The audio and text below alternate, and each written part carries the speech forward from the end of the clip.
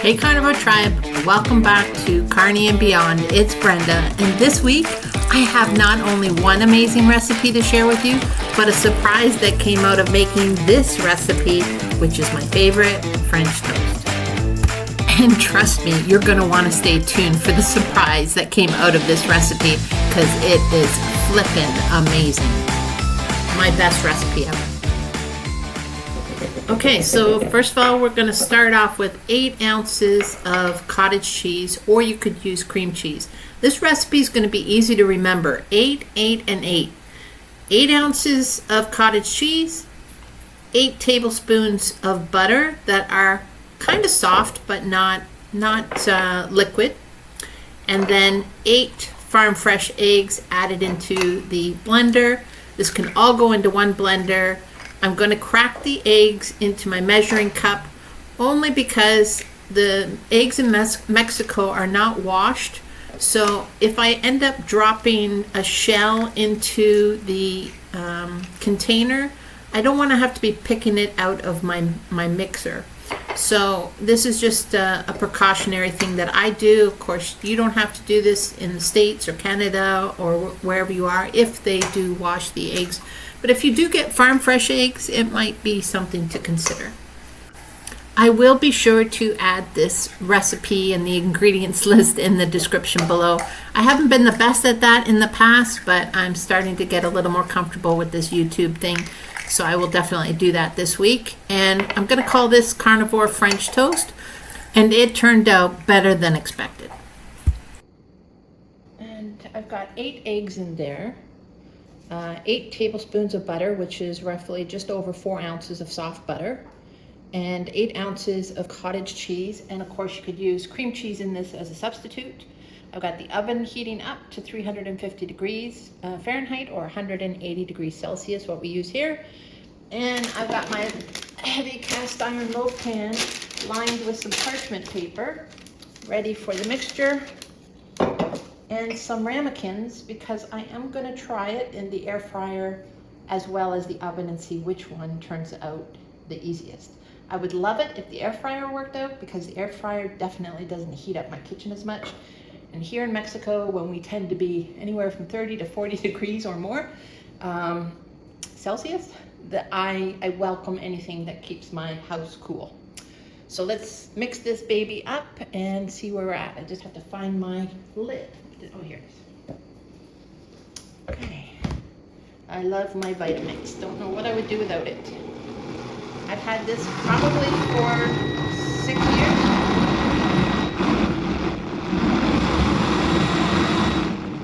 I don't know what that noise is.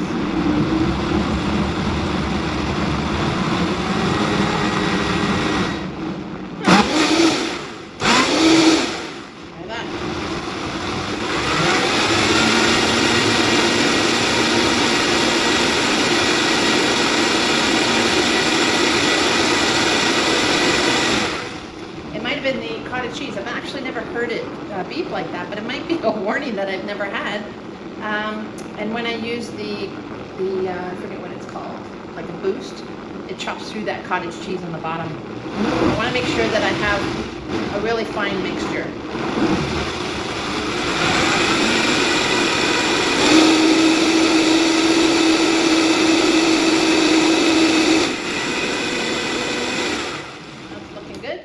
Reminds me of like a pancake batter. Let's just put a utensil through there and see if it's chunky at all. No, it looks good. It's airy, bubbly. Looks perfect. If anyone does know what that beep might have been, I don't have anything else on in the kitchen at the moment other than the oven, which I know does not beep. Okay, so let's pour some into the ramekins. I'm, of course, taking a chance here. I haven't buttered it at all. I haven't oiled it, nothing. I could, but I'm just, it's again, testing to see what works. Because I don't want to cause this airy mixture to deflate with oils around it. That's my thought process anyways. Okay, and hopefully you can see the bread mixture. Kind of have a weird camera set up today. So I'm gonna have 2 ramekins going in the oven at the same time, in the air fryer at the same time as this bread loaf in the oven. Oh boys, do I have a messy kitchen as always when I'm doing these cooking fests. But okay, let's double check the oven temperature and then we'll put this in the oven and the air fryer. Okay, everything has heated up, so I'm gonna put the bread loaf pan in the oven first. Let's reach temperature. Please cook nice, baby. And we'll do the ramekins in the air fryer.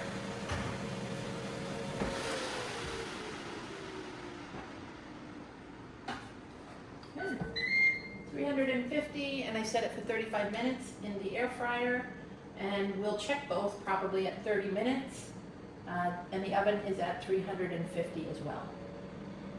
Both 350 Fahrenheit.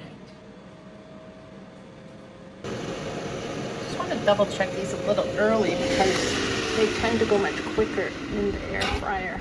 I think I'm going to take these out, but let's do the toothpick test. Oh yeah, that's nice and clean. Yeah, okay. So I'm going to let these rest for about 5 minutes, and then I'll take them out of the ramekins and put them onto a, what is it called? A baking rack. Okay, so we have about 4 minutes left until we'll check the oven. The oven, because it's gas, it will go much slower in a sense. Like it has the heat, but it doesn't have the browning capability as much as a normal oven. So yeah, we'll see. I'm excited about these babies.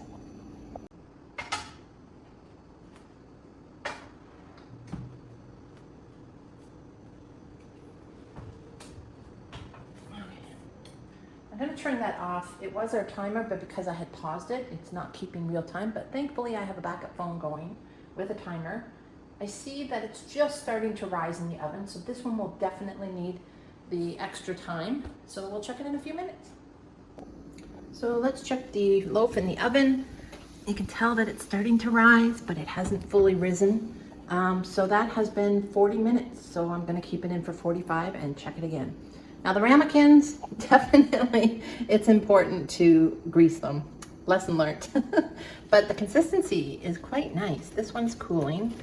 It looks a little eggy, but the taste, it's kind of like, geez, I don't even know, because it's crunchy, yet the innards is like a custard almost. So I can see it working really well as a bun for a hamburger, but definitely it doesn't look pretty the way that it's fallen apart because I didn't grease the ramekin. And this one I'm going to let it cool down completely and see if it's any easier to get out of the ramekin as a whole. And if not, that's fine. It'll still taste good. I just won't do that again. So here's another fail by a bee in order so that you guys don't have a fail. At least that's what I hope.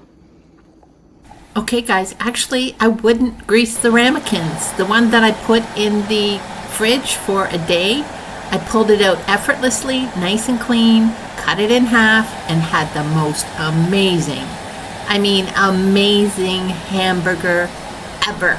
This is definitely one of my favorite recipes ever. Ever. Like top notch. Okay, and let's get back to the star of the show, at least the whole purpose of this video. Is it awful? My mouth is watering. I'm one step closer to having my French toast, which, I used to have so often. And I really hope this turns out. So, let's cut an end off. Feels kind of eggy. I think I definitely could have left it in a little longer.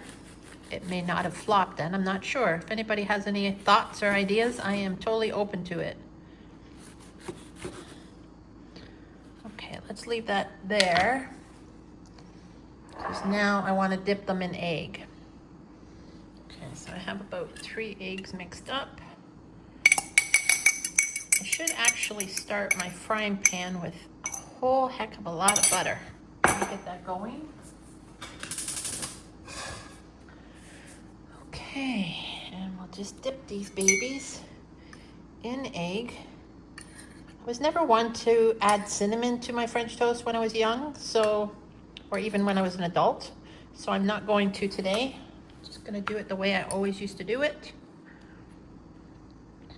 I'm starting to think that the bread that I did, was that last week's video?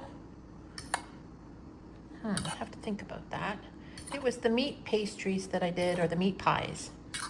I'm thinking if I use that similar recipe, or maybe even just prepare the egg whites the same way for this recipe, and then fold in all the other ingredients that have been mixed in the Vitamix. I think I might get a little more airy consistency to the loaf. So I will definitely give that a try. Let's go over to the frying pan. Okay, and I thought I was recording. Just added the loaf, the cuts of bread, if you want to call them, into the hot butter pan. I was mentioning that I did add salt to the egg mixture, the beaten egg. So we'll just let these fry up, and then we'll do our taste testing. I gotta tell you though, my mouth is literally watering just at the thought of having French toast. It'll be interesting to see what type of consistency this ends up being.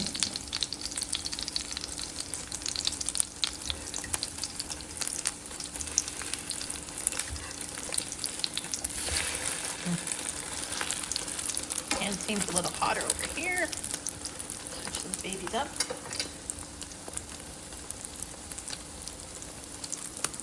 I'm just showing you that I'm flipping them on the side, getting some of the edges a little more crisped up. Oh, so good.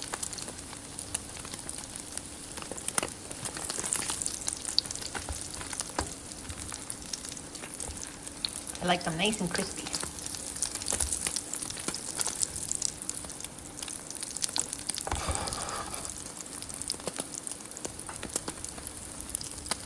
Okay, they look pretty good.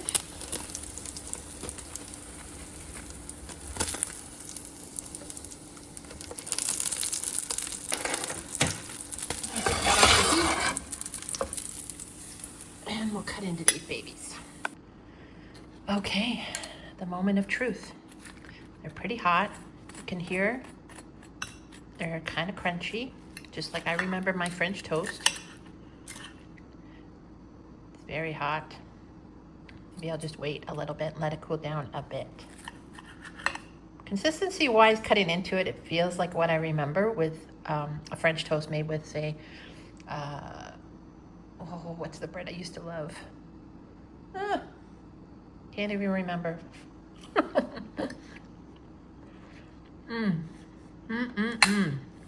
Okay, definitely a winner. The consistency of what's supposed to be bread is definitely more a consistency of egg, but it doesn't taste overly eggy, surprisingly. I would 100%, 150% do this again. Oh my God. The flavor, the little bit of crispiness on the edges, it's absolutely what I remember French toast to be. I don't need syrup. I don't need anything with this. It's buttery. It's a little bit of crunch, and it's so like almost custardy in the middle. Oh my gosh.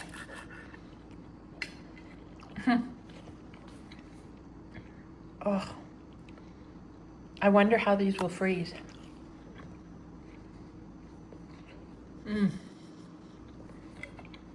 I'm sorry guys, I wish you were here to try. Maybe I'll have to pull up a bar stool and open up my doors and you guys come visit on test day, test kitchen day, because this is unfriggin' believable. Wow. I think anyone who loves French toast wouldn't even know that there's no bread in here. I think they would just think that the bread was soaked so much with egg. Like, I 100% believe kids would love this, adults, anybody. You could fool anybody with this. Yeah, it looks a little weird. But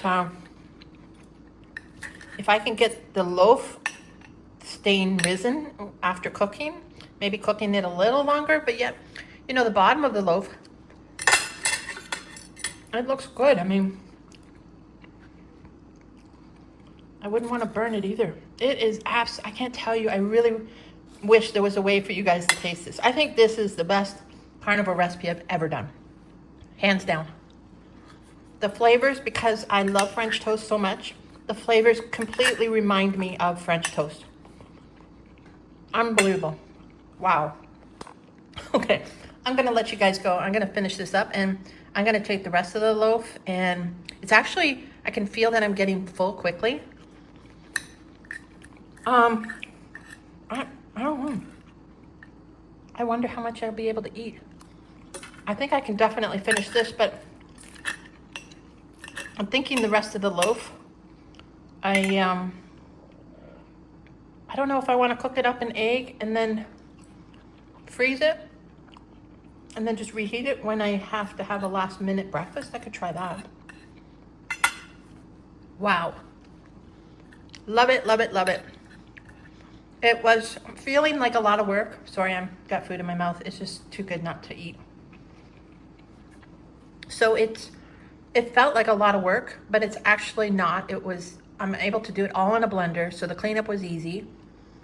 The only time consuming thing was that it was in the oven for an hour, and that's because it's a gas stove.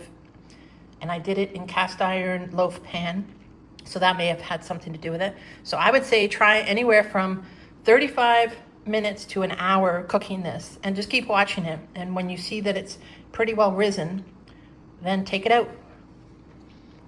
But I'm wondering if I had let it just rise a little bit more, like this edges seem to be more buoyant or thicker and filled with air holes than the center. So it may not have been quite done. If I had given this another 10 minutes, I wonder if it would have been like at least this thick. I want to get ingredients out and do another loaf and see if I can perfect it, but I don't want to waste product either.